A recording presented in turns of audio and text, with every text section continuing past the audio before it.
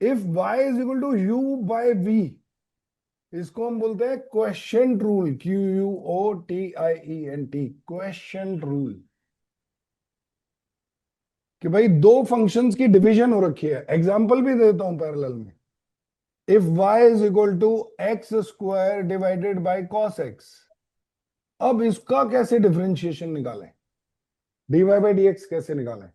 तो ये है इस फॉर्म में u बाई v रूल। इस रूल को भी समझ लो कैसे करते हैं और इसे नोट कर लो। क्या लिखो, dy by dx will be equal to v into du by dx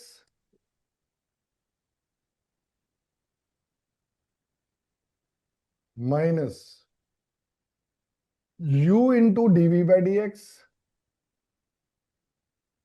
this whole thing divided by v square. आप पहले लिखेंगे cos x इंटू उसका डेरिवेटिव हो गया 2x माइनस, जल्दी बोलो, into sine x, this whole thing divided by what,